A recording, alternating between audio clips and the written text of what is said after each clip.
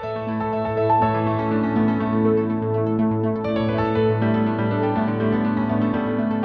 friends, welcome back to the Journal Feed. My name is Nick Zelt, and this is the only place to get spoon-fed the latest and greatest of emergency medicine. We want to keep you guys up on the literature, and to do that, we spoon-feed it to you, hence Journal Feed. All right, here's the audio version of the past week summaries, which this week were brought to you by our authors, Rebecca DeFabio, Ketan Patel, Vivian Leigh, Michelle Scuba Gray, Amanda Matthews, and Clay Smith.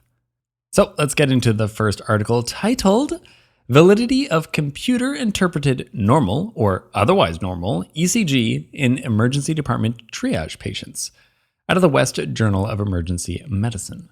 I like reading ECGs. I could probably improve a lot on it, but I like to do it. Gets into some of the nitty-gritty and scratches the nerdy itch that you have, at least for me, that is. But as a result of liking ECGs, I like to read Dr. Smith's ECG blog.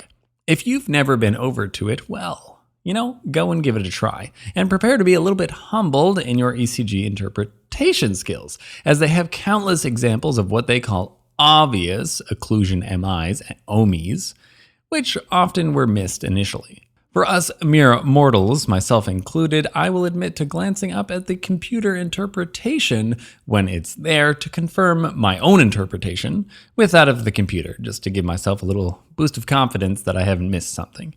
The Journal Feed actually covered a paper on the validity of a computer saying an ECG is normal back in 2022. It was reassuring, but Dr. Smith and colleagues wrote a letter to the editor about that paper, cautioning the fallibility of computers. Let's have another paper looking at normal ECG interpretations by the computer. Now, if you follow the ACLS pathways for myocardial infarction, then ECGs of patients with chest pain should be read and interpreted in order to diagnose a STEMI within 10 minutes. As a result, this means that every chest pain that walks into the hospital, well, they get an ECG quite quickly, and then it's rushed over to the emergency physician, interrupting whatever they were doing. Perhaps if the computer interpretation of an ECG was normal, then that sense of urgency could be calmed down a little bit, and we would have less distractions.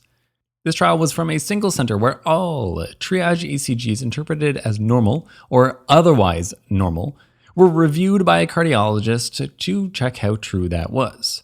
Here, otherwise normal would, let's say first degree AV block. Otherwise normal means there's no heart attack here.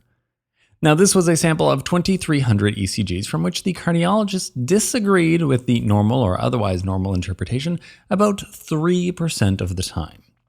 Even though the cardiologist didn't agree, none of these patients were diagnosed with STEMIs or acute coronary syndromes. None underwent cardiac catheterization, and only 1.4% were admitted to the hospital. All right, I would call this very reassuring when I see a normal interpretation by the computer. Now, this trial was only from one center, and I don't know if the machine at their hospital uses the same algorithms as mine does. And of course, we don't know long-term data here either, but still, I'm reassured. I think it's worth it to have a physician put their eyes on the ECG at some point, and hopefully someone actually sees this patient. But I don't think that the computer misses many important findings when it calls an ECG normal. It will miss some, of course. Nothing is perfect, but likely it misses very few. As technology for ECG interpretations evolves, gets better, I expect we won't need emergency physicians to look at triage ECGs at all anymore. When do we get to that point? I'm not sure, but I suspect it actually won't be that long off.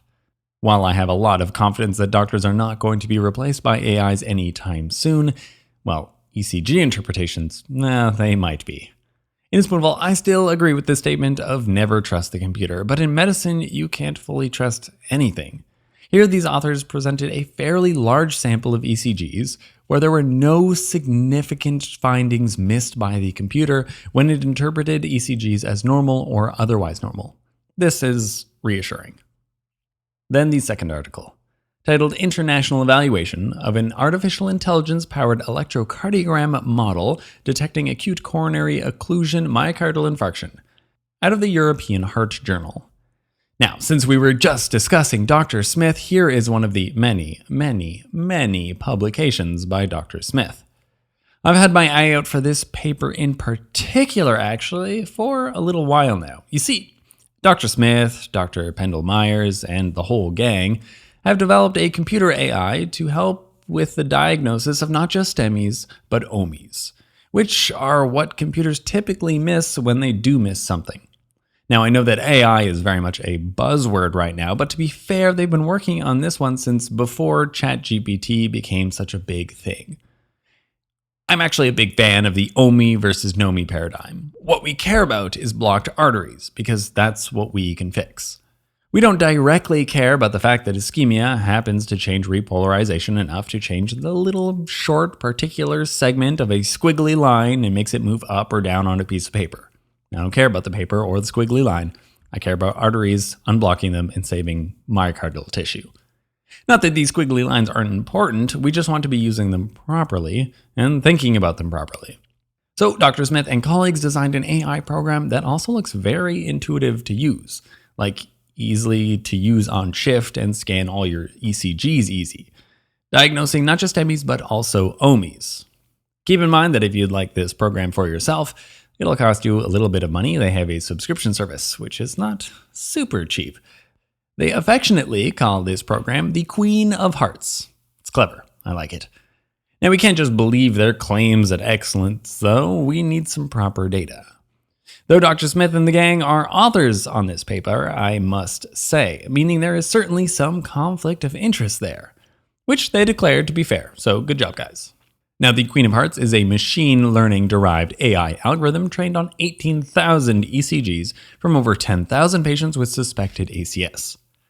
This was then tested on 3,300 ECGs from over 2,200 patients from Europe and the United States who underwent coronary angiography.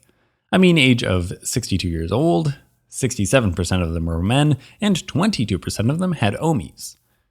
The AI model had an area under the curve of 0.938 for identifying OMIs, which is pretty good.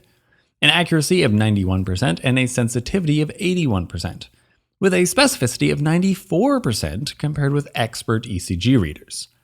This was much more accurate than the standard STEMI criteria, which were only 33% sensitive, though they are more specific. The model also performed equally well despite genders, age, ECG rhythms underlying, and culprit arteries. And this all looks good for this ECG model, but this was all retrospective. I would be happy to see prospective implementation data on routine use of this application. Can we improve outcomes relative to standard care? I want hard outcomes here, people. If it's as good as they claim it is, then these patients are receiving inferior care without using these tools. And so it shouldn't be that hard to show some benefit. I'd say there's equipoise here. We could even do a randomized controlled trial on this even. Now, I want to use this kind of thing in my practice. I intend to use this type of tool in my practice, but I want some hard outcomes first. I want some data on it. Also, why 18,000 ECGs as a training cohort? It smells like small fish to me. Not that 18,000 isn't a lot, but I don't see why you couldn't easily have more. We've no shortages of ECGs in the world. Now, I'm sure, of course, there's diminishing returns at some point by adding more ECGs. Who knows, maybe 18,000 is enough, but I'm still a little bit skeptical by that number. In a spoonful, the Queen of Hearts AI ECG interpretation model outperforms the standard STEMI criteria by identifying OMIs as confirmed by coronary angiography. The next step in my mind is to improve patient outcomes using this application. Okay, that's all the articles. Let's do a quick wrap up, shall we? What did we learn today? From the first article, computer ECG interpretations of normal were safe when double-checked in this retrospective study. From the second article, there might be a better computer out there for interpreting ECGs. AI might not take your job away, but it could probably take away the hassle of EKG interpretation. If you're hearing this right now, then you are not a part of our members feed, and so you missed 3 articles from this past week. One was looking at what is the worst thing made of metal to bring into the MRI room. Second, we talked about infected kidney stones. When's the last time you really thought about that? And then finally, all the best of pediatric TBI management. Links to all the articles summarized can be found at journalfeed.org, where the newsletter is, of course, the best way to make the podcast into a bite-sized nugget of spaced repetition. Our goal here is for you to read less, learn more, and save lives, one spoonful at a time. Thank you.